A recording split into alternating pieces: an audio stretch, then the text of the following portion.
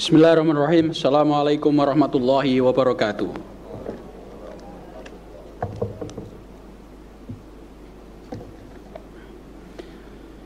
إذ قالت امرأة عمران رب إني نذرت لك ما في بطني محررا فتقبل مني إنك أنت السميع العليم فلما وضعتها قال ربي إني ووضعتها أنثى والله أعلم بما وضعت وليس الذكر كالأنثى وإني سميتها مريم وإني أعيذها بك وذريتها من الشيطان الرجيم صدق الله العظيم.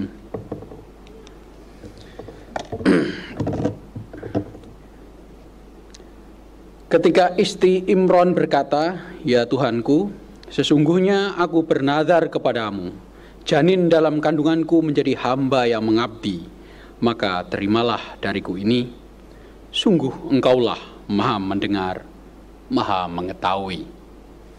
Maka ketika melahirkannya, dia berkata, "Ya Tuhanku, aku telah melahirkan anak perempuan." Padahal Allah lebih tahu apa yang dia lahirkan. Dan laki-laki tidak sama dengan perempuan. Dan aku memberinya nama Maryam. Dan aku mohon perlindunganmu untuknya dan anak cucunya dari setan yang kejam. Win Sunan Kalijaga untuk bangsa. Win Sunan Kalijaga mendunia. Lagi ya. Win Sunan Kalijaga untuk bangsa. Win Sunan Kalijaga mendunia. Terima kasih, tepuk tangannya. Yang saya hormati Ketua dan Sekretaris Senat yang baru, Profesor Siswanto Masruri dan Profesor Maragustam. Selamat, Prof. Kasih tepuk tangan untuk Senat kita yang baru. Profesor Maragustam adalah teman bermain pingpong saya yang baik hati dan insya Allah akan segera beli bat yang lebih baik. Selamat Prof, mari kita main pingpong dan saling mendukung dalam program UIN Sunan Kalijaga. Para pejabat UIN Sunan Kalijaga, para wakil rektor, para dekan, direktur pasca sarjana, Pak Kabiro, kita mempunyai Kabiro yang baru dari Jember, Pak Maskur ya. Insya Allah sudah telepon saya dan alhamdulillah beliau masih diklat. Jika sudah selesai insya Allah akan ke kampus kita. Kita syukuri semoga 4 tahun ke depan kita bekerjasama dengan yang ada, Pak Kabiro, Pak Munir, dan Pak Kabiro, Pak Maskur. Terima kasih. Semoga Bapak Ibu hadirin tetap sehat dan bahagia. Terhindar dari COVID-19, semua yang hadir secara luring maupun daring.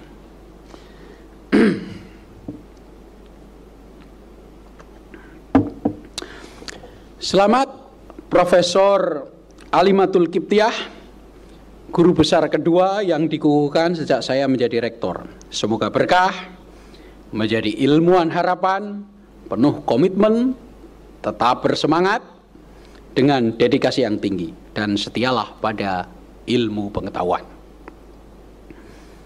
Saya cukup dekat dengan beliau, Bu Alim ini, dan orang Ngawi ini luar biasa mentalnya. Dan semangatnya, saya harus ke belakang tadi karena tidak enak saya melihat video beliau. Sewaktu mahasiswa, saya kos di depan kos beliau, yaitu di Jalan Bima Sakti dekat rel kereta api. Kosnya milik tukang bakso namanya Pak Paino, saya masih ingat. Anaknya Pak Paino namanya Muslim. Dia suka mengambil jambu di depan kos saya. Kos saya di Dewo, milik Pak Mislanto, masih dicek beliau masih hidup.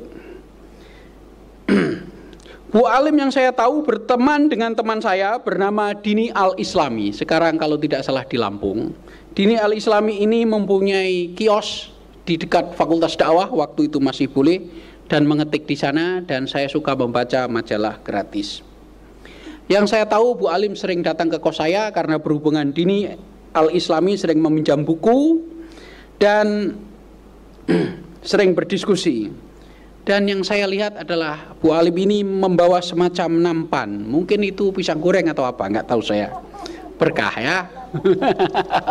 Luar biasa, saya kagum sama beliau dan Kebetulan istri saya juga sering membicarakan. Lalu Bu Alim ini pergi ke Amerika, tepatnya di Northern Iowa dengan keluarganya. Saya tidak tahu lagi ceritanya yang tadi diceritakan, saya sudah dengar ya. Lalu Bu Alim menyelesaikan PhD di Western Sydney, Australia, sama juga dengan Pak Dr. Mutakin ya. Sebentar lagi menyusul ya, Pak Dr. Mutakin tidak hadir. Disitulah saya berjumpa lagi dengan rekan sahabat saya yang baik, yaitu Profesor Arskal Salim yang baru pindah tugas. Dia menjadi senior lecturer di Western Sydney.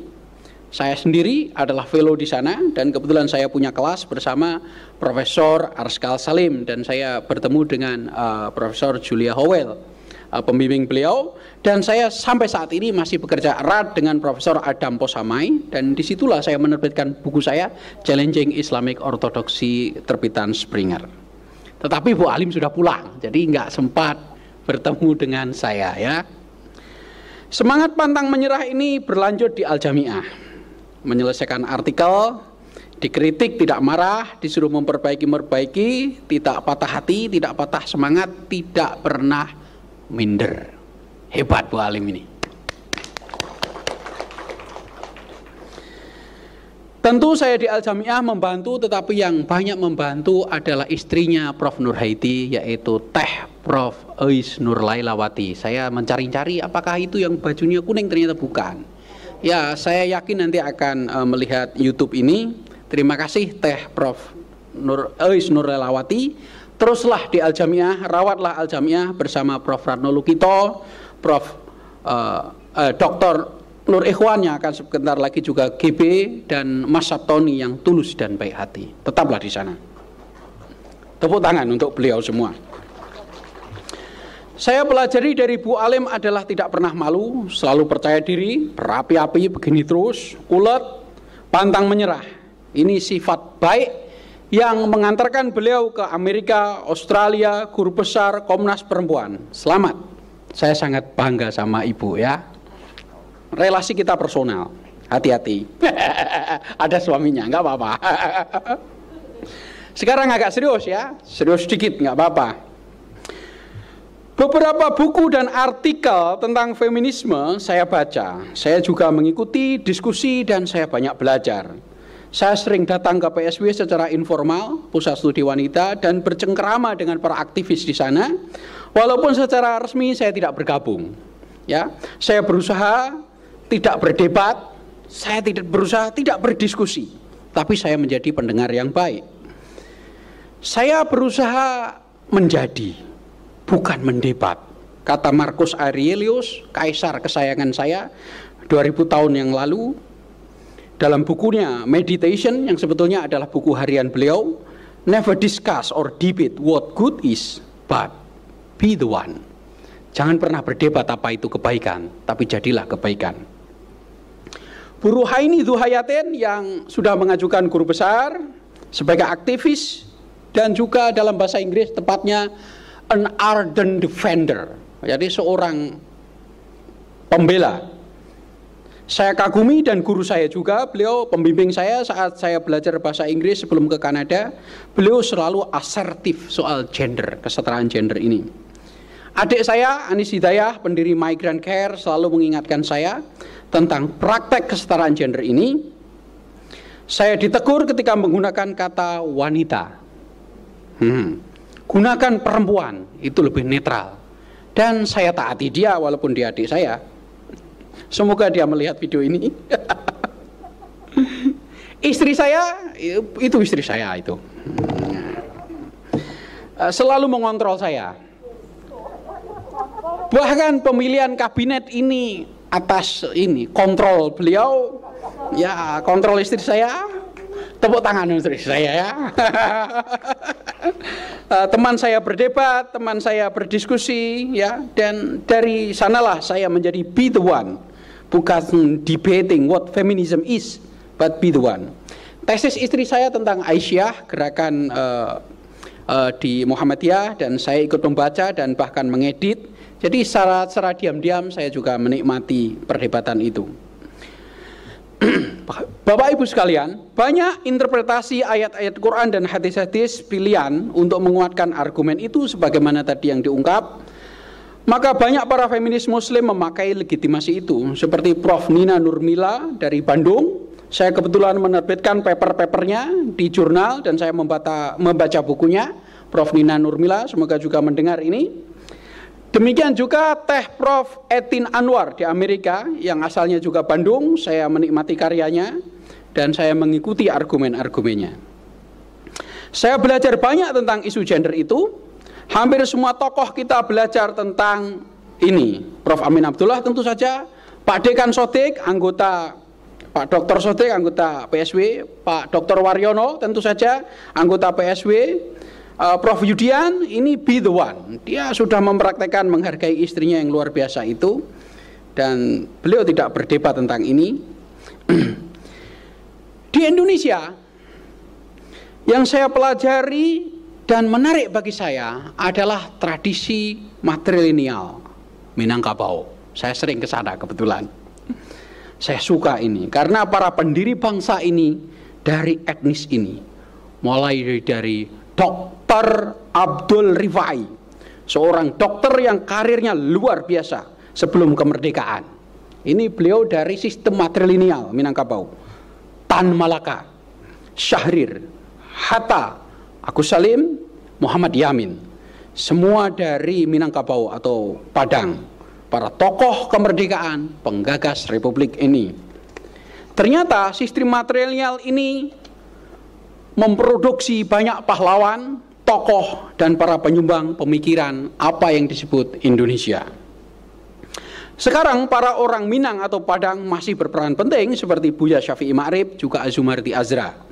Ini hasil dari budaya matrilineal saya kira. Jadi Indonesia itu kalau jujur ya yang mendirikan sebagian besar adalah orang Minangkabau yang pergi ke Belanda dan belajar di Batavia yaitu Jakarta. Misalnya karya Tan Malaka, Nar Republik Indonesia itu luar biasa pengaruhnya pada tokoh selanjutnya. Begitu juga perjalanan Dr. Abdul Rifai yang ini menginspirasi pada Soekarno, sang proklamator, dan gurunya Cokroaminoto yang menjadi simbol penggerak massa Indonesia. Jadi peran orang Minang ini luar biasa dan ini patut menjadi objek kajian. Ternyata kita didirikan oleh sistem matrilineal. Kalau dalam tradisi yang lebih kuno lagi, ribuan tahun yang lalu, yaitu tradisi Yahudi dengan sistem matrilineal, bisa menghasilkan banyak tokoh peraih penghargaan Nobel.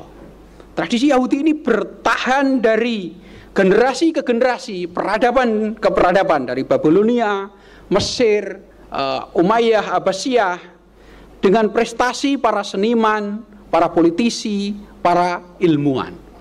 Hollywood misalnya sebagai pusat perfilman tidak lepas dari pengaruh ini, dan kontribusinya di dalam ilmu pengetahuan sosial misalnya Sigmund Freud, dan juga dalam ilmu eksakta Albert Einstein, dan dalam ilmu studi Islam Ignaz Goldziher dan Joseph Sah. Sampai sekarang tradisi matrilineal ini melahirkan seperti ini. Apakah ada hubungannya? Perlu studi lebih lanjut. Apa hubungannya tradisi matrilineal dengan produktivitas para tokoh ini? Kita patut belajar. Saya belajar dari fellowship saya dari Hong Kong, India, Cina bersama ACRS, Indonesian Consortium for Religious Studies. Yang saya pelajari akhir-akhir ini adalah tradisi Cina. Dari kawan saya, seorang profesor di University of Hong Kong yaitu David Palmer, yang aslinya orang Kanada tetapi alumni McGill University, dan dia menjadi dosen di Hong Kong. Saya belajar tentang Cina, tentang agamanya, tradisi, dan terutama tentang Taoisme. Saya akhir-akhir ini membaca buku Taoisme yang judulnya Tao Te Ching. Ini ditulis 2500 tahun yang lalu. Pada waktu saat yang sama Dharma Buddhisme India dikonsepkan, juga saat Pitagoras di Yunani mengajari filsafat dan matematika. Ajaran Tao ini menjadi sumber pokok dari tradisi di Cina dan menjadi dasar tradisi spiritualitas negeri panda dan tirai bambu itu. Tao itu artinya the way, atau jalan. T itu artinya strength atau virtue. Ching itu artinya scripture atau kitab suci. Jadi Ini tentang kitab suci Cina yang kuat narasinya dan sangat indah puisinya. Saya sangat menyukai, terutama prinsip tawasud dan tawazun, yaitu prinsip moderasi yang sering kita diskusikan. Ternyata ajaran moderasi itu sudah ada tidak hanya di kita, di dalam Islam, tetapi sudah ada 2500 tahun yang lalu di era Yunani, sebagaimana diungkapkan oleh para filosof seperti Epictetus, Seneca, yaitu gurunya Kaisar Nero di Romawi, dan juga kaisar favorit saya Marcus Aurelius. Nah, saya menemukan konsep moderasi itu dalam tradisi Taoisme Cina. Ada dua unsur yang dijaga keseimbangannya, yaitu yin dan yang. Gambar bola dengan dua warna hitam dan putih, gelap dan terang, membagi unsur dengan bentuk melengkung. Kalau Anda bisa bayangkan, menggambarkan unsur keseimbangan alam dan moral manusia antara yin dan yang berikut saya kemukakan sekilas apa yang saya pelajari dari Tao Te Ching. Yin merupakan unsur perempuan, diam, pasif, kekuatan bumi. Bumi itu terkait dengan kehidupan, pemberi hidup. Yang adalah unsur laki-laki, agresif, ofensif, aktif, pemberi kekuatan. Dan itu adalah langit. Bumi dan langit harus seimbang. Perempuan dan laki-laki harus seimbang. Ini sesuai dengan tawasud kita yang kita bicarakan. Jadi tradisi Cina ini patut kita pelajari. Dalam sebuah hadis yang konon tidak terlalu kuat dan diragukan dalam takhrij karena mungkin dianggap dhaif, utlubul ilma walau bisin fa inna talabul ilmi faridatun ala kulli muslim wa muslimatin. Konon dalam tradisi Nusantara yang datang lebih dahulu itu adalah tradisi Cina dengan bukti-bukti material seperti porselen dan lain-lain. Tradisi India berupa Buddhisme datang kemudian. Lalu tradisi Timur Tengah pada era Baghdad dan selanjutnya. Tradisi Timur Tengah datang menjelang kekuatan kolonial Eropa di Nusantara. Tepatlah kita, saya kira, mempelajari yin dan yang Cina itu. Kekuatan dunia saat ini, Cina sangat dominan ya, menguntit Amerika dan Eropa, dan India tentu saja pengaruhnya sangat kuat di kita, terutama relief Ramayana di Candi Prambanan dan relief sutra-sutra di Candi Borobudur.